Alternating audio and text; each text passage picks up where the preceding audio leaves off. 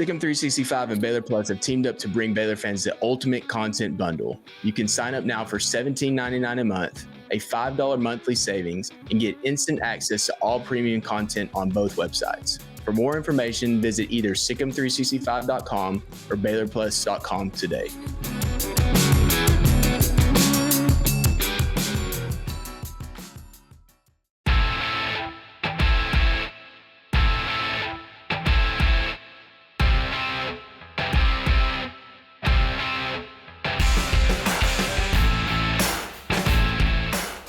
What's up, Baylor family? Welcome into Inside Baylor Sports, the official daily podcast of Baylor Athletics. It's Wednesday, October 8th, and it's now time for our weekly visit with Baylor Director of Sports Journalism, Jerry Hill.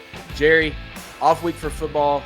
Obviously, that game on Saturday was kind of a high and low once again, right? The quick start kind of going against what they've done this season. They got off to a fast start, get up 14-3, 14-6, even had a lead into the third quarter, and then it just kind of fell out. The bottom fell out there late in the game, and Baylor's now 2-4 on the season, and they're looking to the back half, the last 6 games, which looks more favorable than what they've faced so far. But right. They're gonna need 4 wins to get to postseason. And then obviously anything beyond that is huge, because you're talking about going 5-1 or 6-1 down the stretch if you can pull something off like that. But what was that? Was that just more air out of this balloon for this particular season, or do you think there's still some more upside for this team? Well, certainly, like you said, it was almost like a direct reversal of what they had done really through the first 5 games, I guess. I mean, finally got off to a fast start, and you're thinking, okay, here we are. But just didn't carry over into the second half. And the defense, which has been so dominant in the second half of games, I'm not going to say it was a no-show, but they just didn't do much in that second half. I mean, Iowa State, which is not the most explosive offense, just kind of had their way with you. And they wound up scoring, I guess it was 24 unanswered points there at the end. So that was a big blow. I mean, I think you were right there. I mean, like you said, they had a lead, I guess 2 minutes or so into the third quarter, you're up. So you're feeling good, and then it just didn't happen. Yeah, it was obviously gave up the special teams blunder with this block punt in the first half that kind of changed the complexion of the first half entirely. Right. Iowa State goes on a run, gets up. Baylor answers in the third quarter. Defense ultimately gives up 36 points in that game. But truly the offense, it was Sawyer, and that was basically it, and him making plays. And, well, what I will say is that's encouraging. It still continues to be encouraging what he's able to do, because with Iowa State, the only time they had given up more than 19 points was this game. The Iowa scored 19 on them. They had played well offensively. And if you're looking through positives for this team right now, is that they continue to do things offensively that encourage you. BYU's very good defense, moved the ball well on them. Iowa State for 2.5 quarters, 3 quarters, moved the ball well on Iowa State. And then Colorado at this juncture, statistically, is at least in the upper half of the league. So they've done things offensively that give you encouragement, but we're still in the same boat. It's like, can they put it all together? And fortunately, the back half of the season does look a little bit more favorable, especially for the offense in getting more points on the board. And that starts with Texas Tech in 2 weeks. Now, Texas Tech is 5-1, so another team that's looking like the upper half of the Big 12 at least. They're leading the Big 12 right now at 3-0. But it's going to be a challenge. So I'm really curious to see how this team can bounce back, because every time that they lose games in different ways, you just worry about them mentally. Yeah, I think at this point, a lot of it is mental. I mean, how do you respond to, again, this is 3 straight tough losses. This was a lot different than the other 2. It wasn't like, this one was a down to the wire thing. But back to your point of, and I do try to look for positives. Like you said, Iowa State had given up 29 points all year, and you scored 21 on them and had some other chances too. So I think there was some positive there. And I guess the other thing that I looked at, and this is also on the offensive end, but I think maybe this was the first time that Sawyer had spread the ball around as well as he did in this game. Like if you look at the previous game, he almost went exclusively to Josh Cameron and Hal Presley. And this time he spread it around. Ketron, who had 4 catches in his first 5 games, he goes out and he tops his season totals in 1 game. So I think getting him involved, getting Trigg back involved, I mean, those were good things. So that was kind of one takeaway I had from the game, was that I thought he did and whether that was Spavital or Sawyer, but I thought they did a much better job spreading the ball around. Yeah, they did. And you need them to find a running game in the second half of the season, at least one that you can count on in key spots. I will say they went to that a little bit early.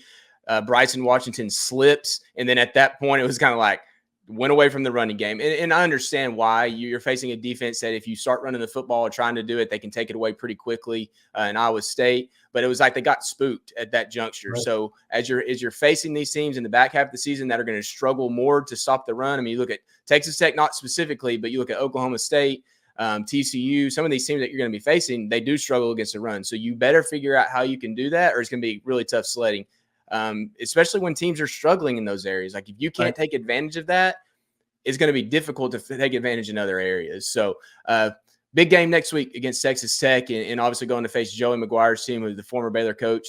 I know that they'll be amped up for it to a certain extent, but Texas Tech, particularly in front of a great home crowd, will be amped up as well. So tough situation right now. They got to get back on track. So, but with that, let's move to the basketball court. We haven't talked basketball at all this year. And I mean, we're less than a month out now. Scott Drew, Nikki Collin have done their Texas tour, tip-off tour, and they actually wrap up on Thursday night for their last stop, and they're kind of making their rounds before they settle in. It's kind of like their nesting period, right? They're going to get in for a month and just get ready to go. And really high expectations for both of these teams, and a lot of new faces, a lot of core returning players as well. So let's just dive right into the men's program.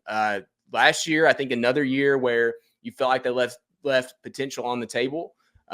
Different reasons for that, but I think there was some disappointment in the way that season finished. Going to the offseason, Scott Drew's talking about, all the rumors with Kentucky and all of the things that are going on. He says he's coming back. Now everybody's pumped. And then transfer portal wise, locked and loaded. They bring in a couple of really highly touted freshmen. The roster's in position to for me, as good of a position that it's been in since that national championship team. I'll agree with that. I mean, this is a deep loaded team. I mean, and you do have that good mix of, like you said, you bring in, a couple of big time transfers in Jeremy Roach and Norshad Omir. I mean, those were big guys. I mean, those guys have been to the Final Four. So big additions there. And then Jalen Celestine from Cal. But then, like you said, you have a core there of guys returning. Jaden Nunn, I thought he played well at times. Yeah. Langston Love, him back fully healthy. Josh Ojanwunu, that was close. I was close. I tried. I threw it out there, That makes me feel better, honestly, about my abilities. Yeah, so. Yeah. And then when you obviously look at the freshman class with VJ Edgecombe, what a stud he is, and just seeing some of his highlights and then seeing him a little bit in practice, man, he's an impressive looking guy, and I think he fits right in that mold of the one and done, which you hate that they're only here for 1 year, but that tells you that they're pretty dang good if they can, go 1 year and go to the NBA. And I think he fits right in there with those guys. And then Robert Wright, the other freshman, really good. So I like you said, I think they're really loaded. I think this is maybe the deepest, most talented team that Scott's had, maybe since the national championship team. So yeah, we'll see how they do. But this is a team that could do some special things this year. Yeah, so on a way to the postseason, to the potential national championship, obviously things like RPI or the net rankings, all those things are so important. Well, Baylor's not going to have to worry about that.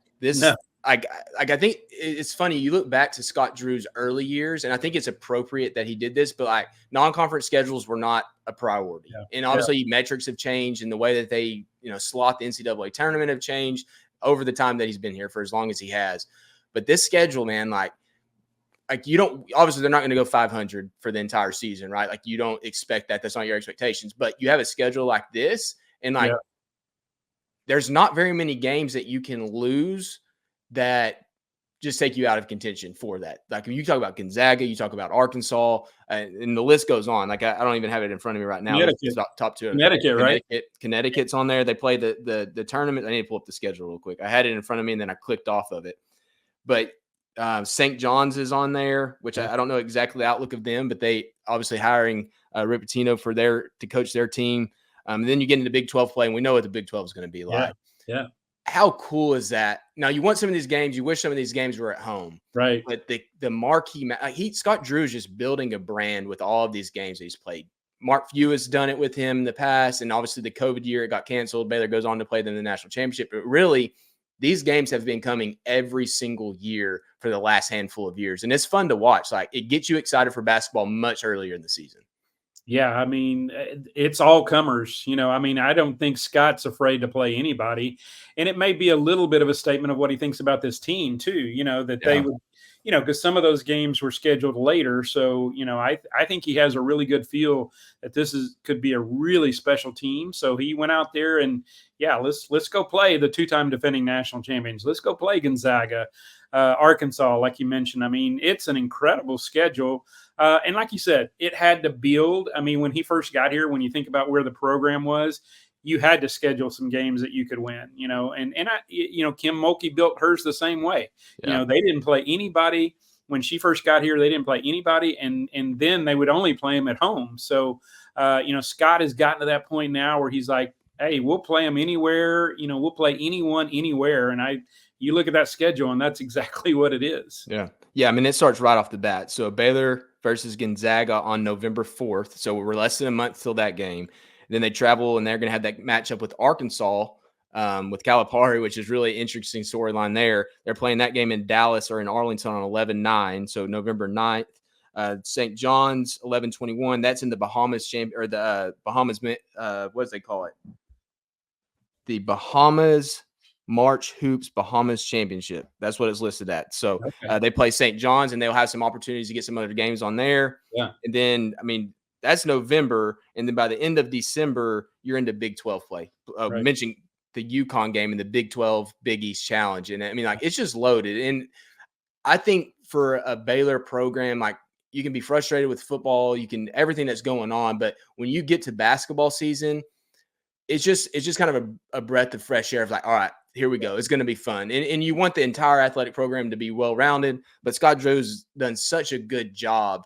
And that's what kind of leads me to my next question with you. Like, how big was that for Scott Drew to say, I'm not going to Kentucky? Like it's just like movie clips pop into my head of like him saying that to his team and the reactions that they get. But like for the fan base, like the reactions in those moments of Scott Drew just turned down arguably the most prestigious program in the country in regarding basketball, and he's at Baylor. He's still in Waco. He's still at the Foster Pavilion.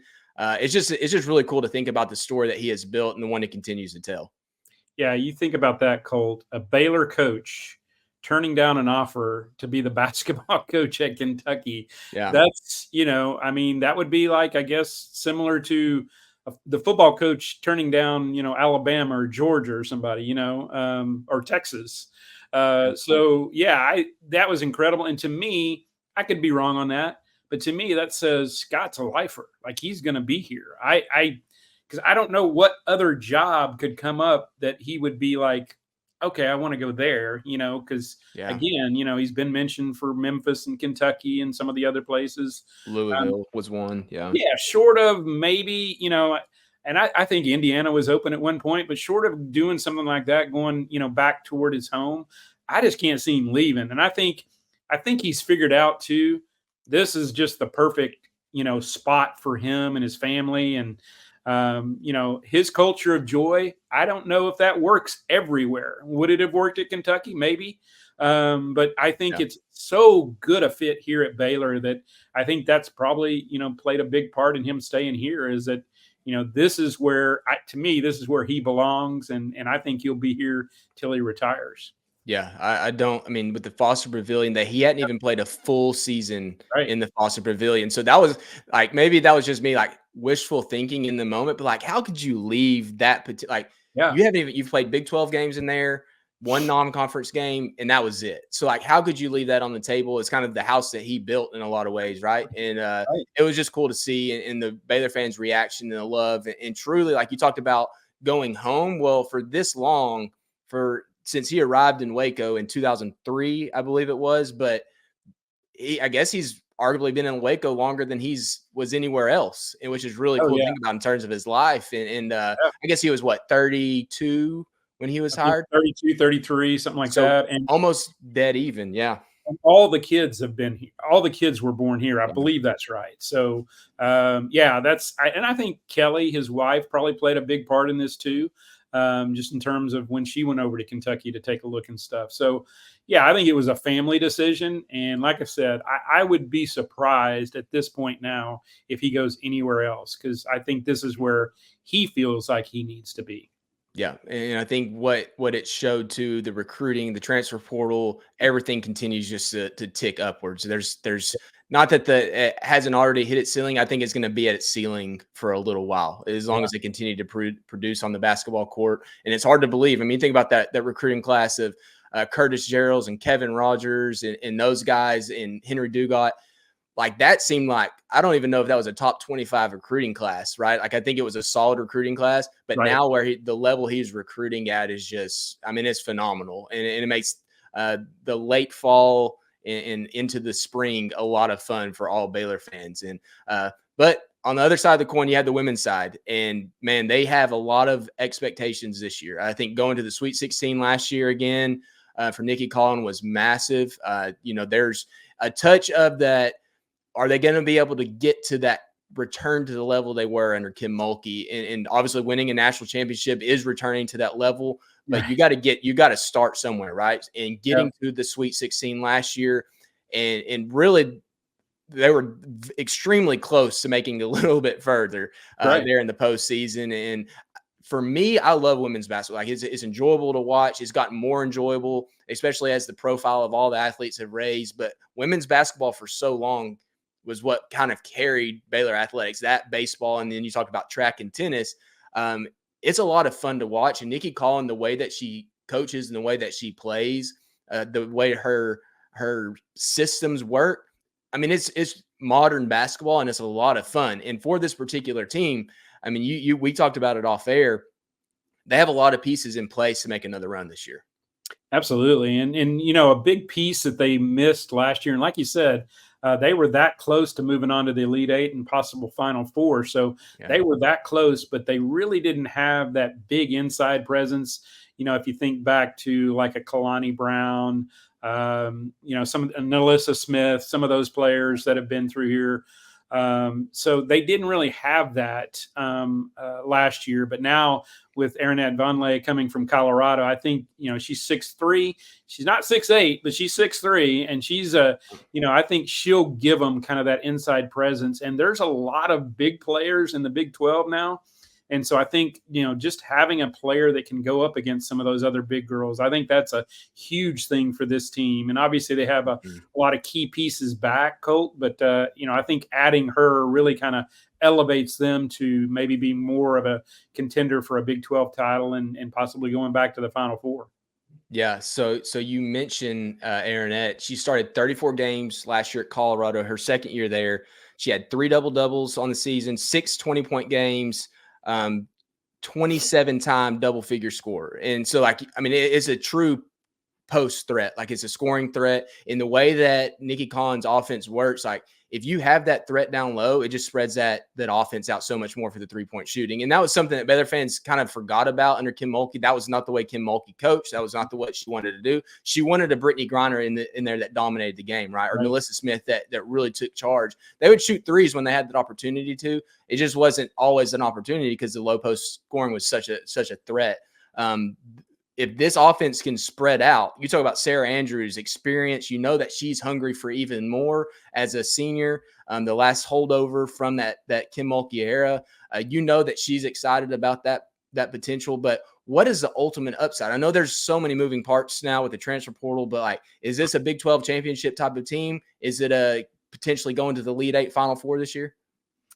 I think so. I mean, when you look at the roster and you look at how close they were last year, I think you got to put them up there among the, and I don't think there's been a poll out yet, but I got to think they're going to be a top 3 pick in the Big 12 and certainly, top 15, top 10 pick nationally. They have that kind of talent, Colt. So I think you definitely, they're a team that could definitely contend for a Big 12 title. I think I'm not saying that's the bottom of the bar, but I think that's something to shoot for because, I believe this is right. Baylor's gone 2 years now without winning a Big 12 championship in any sport. So I think, that's got to be a goal this year. And I know Mack Rhodes, wants to win Big 12 championships. So I think that's got to be a goal. But I think this team in particular, their goals are higher than that. They want to not only go back to the NCAA tournament, go back to the Sweet 16, but they would love to make a Final Four. You think of Sarah Andrews, as long as she's been here, she was in an Elite Eight, but that was as a freshman, didn't get to play a whole lot. So I know that Sarah Andrews would love to go out with a Final Four and maybe even a national championship, but certainly getting back to the Final Four. Yeah, so a lot of holdovers from last year, and truly it kind of under the radar. I mean, in the people that are returning, y'all Felder, Jada Walker's coming back, Bella Fauntleroy's coming back with Sarah Andrews. And so like the pieces, it's kind of like you have that team that was here last year. You did lose some pieces off of it, but if you don't have higher expectations than where you were from a year ago, if you feel good about your additions, then you're probably not trending in the direction you want to. Like, I think you absolutely have. And women's basketball in general, to me, doesn't get enough coverage in that regard. That goes to my website, Sigum 365, and being able to cover these teams. But they're more than capable, and more. They needs to be discussed more, because I think that what Nikki Collin has done for this program and stabilize it. How often do you follow up a coach that has won national championship and been able to kind of continue a strong path? And you see it in all sports. Is following up that legend. Who is able to do that? And I think she gets a ton of credit for stabilizing the program and now continuing to build on it. Yeah, absolutely. And one piece that you forgot to mention, I know you kind of ran through the list pretty quickly, but I would throw Dariana Littlepage Buggs in there, maybe even at the top of that list. Pretty good. She's pretty good. Yeah. So, no, I think that is key in what Nikki's been able to do, because, I'm wondering if it didn't honestly scare off some people. Like, do I really want to be the one to follow Kim Mulkey? I kind of joked about that. And even, back to my Waco Tribune Herald days, I certainly didn't want to be the guy that followed Dave Campbell. And then I go back to Grant Taft, following him. I mean, that was a tough deal. And they went through, 15 years in the desert until they, finally kind of built that program back up. But yeah, that's a hard thing to do, Colt. And I do think, and I don't even know if she gets enough credit for that, because that is a very tough thing to do. And she's done a great job with it. Yeah, she has. And it's fun. Obviously football struggles this year and last year are always at the forefront of everyone's mind, but Baylor's athletic department in general continues to be solid. I mean, you talk about the soccer team that we've discussed pretty regularly on here, continuing to rise. You talk about the volleyball team, obviously, and I wanted to touch on this really quick too. They dropped the match to TCU, but they continue to be in great position for the Big 12 championship. They have a big match coming up with BYU. But in general, like these late fall, winter sports, getting into the spring, continue to be strong. You want baseball to get back on track, but it's really, there's ebbs and flows in all of this, right? Like there's ups and downs for all sports, but Baylor continues to be pretty consistent in all sports. And you mentioned Mack Rhodes wanting a Big 12 championship and needing one after a couple of years of not having one. If there is one sport, maybe it's one of these basketball programs, maybe it's volleyball, is there one sport that you think could be the closest to doing that? Well, I think basketballs are certainly, both of them are legitimate shots to, and it's hard. I mean, when you're talking about 16 team conference and pretty much, top to bottom, they're all pretty good. That's going to be a hard road, but I think those have to be kind of at the top of your list of ones that could win a conference championship. Certainly with Oklahoma no longer in the Big 12, you got to think softball has a chance to win a Big 12 championship.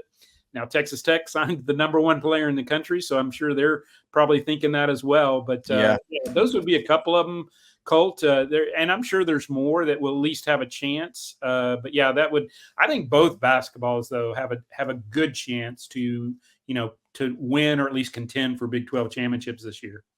Yeah, and it's here. Basketball season's here. They're finished up the Texas tour on Thursday evening. Nikki Collin and Scott Drew will, and that season will be here before we know it. It's a really exciting time. Obviously, football has the uphill climb to get to the postseason, and we talked about that plenty. You and I have, and Grace and I have as well on this podcast, and the potential that they have for the rest of the season, and what could be coming there. But it's just, when you get to this point of the athletic season, there's so many things going on. And I do want to come back to the volleyball program specifically. Last week, they most recently fell to TCU in a match that was kind of back and forth early, and then TCU pulled away and ended up winning 3-1, I believe it was. And but it was a battle. I was actually watching that game with my two little ones. So I have a 7-year-old and a 5-year-old.